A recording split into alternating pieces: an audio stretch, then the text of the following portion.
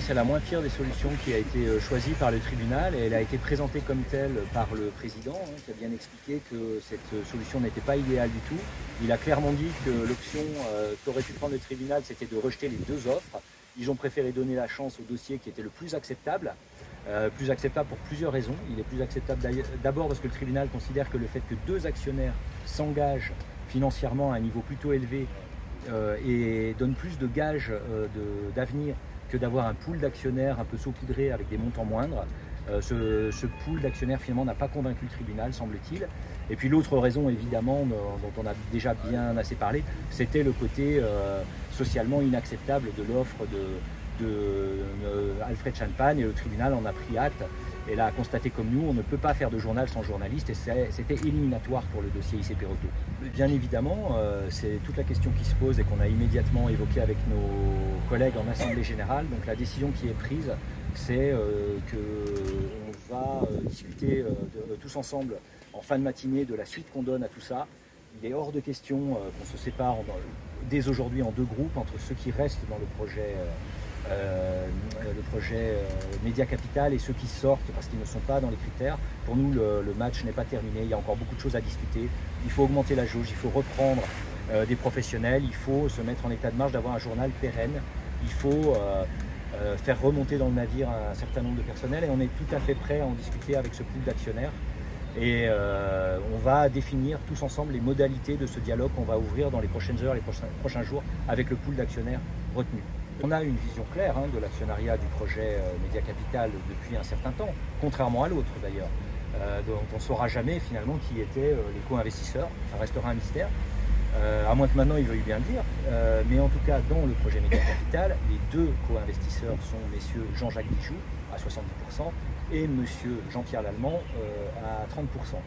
Monsieur Nidam apportant une part marginale finalement de l'apport financier. Monsieur Nidam, lui, est positionné pour devenir directeur de la publication et rédacteur en chef, directeur de la rédaction. C'est tout cet organigramme dont on veut discuter, la gouvernance, l'organisation aussi de contre-pouvoir interne au sein de la nouvelle structure du quotidien et encore une fois, comment on va fonctionner pour faire un journal tous les jours avec aujourd'hui des services entiers qui sont aux abonnés absents. Nous, on est totalement dans le flou. Pour l'instant, ce qu'on nous dit, notre direction sortante nous explique que la dernière édition du journal, du quotidien historique version Shan Kishun, s'arrête demain soir. Enfin, ce soir, pardon. Demain, avec l'édition de demain. Voilà, dernière parution demain. Pour la reprise, on n'a pas de date. On sait simplement que le repreneur Média Capital entre en jouissance, c'est-à-dire devient propriétaire du journal à partir de demain. Dès demain.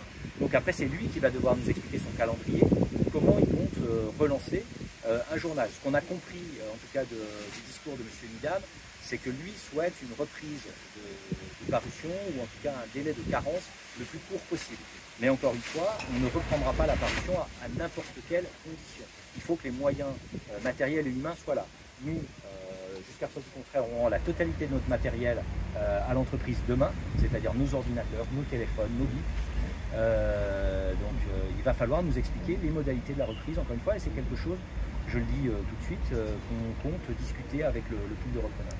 On va d'abord discuter entre nous de ce qu'on attend d'eux, c'est-à-dire d'une liste de sujets qu'on souhaite aborder et ensuite du cadre dans lequel on souhaite les rencontrer, à quel endroit, sur quelle thématique et dans quelle configuration. Est-ce qu'on veut voir M. Dijoux, qui est, on l'a bien compris, l'actionnaire principal du projet? Est-ce qu'on veut voir M. Nidam, qui est le porteur de projet, nominativement? Est-ce qu'on veut voir le pool d'actionnaires, enfin les deux actionnaires en fait? C'est tout ça qu'on va discuter avec le collectif de travail du quotidien qui, comme vous pouvez le constater, et contrairement à ce que certains prétendent, est parfaitement uni et fera tout pour le rester et pour qu'on puisse sortir par le haut dans la mesure du possible de cette crise que traverse le journal. Alors, le projet éditorial était aussi l'angle mort du projet IC Perotto, qui était un projet à visée quand même essentiellement commercial. Effectivement, dans le projet éditorial de M. Nidam, il y a, comme vous dites, des zones d'ombre. Et nous, on va rédiger, je pense, une sorte de cahier de demande de clarification. On va s'y mettre dès maintenant.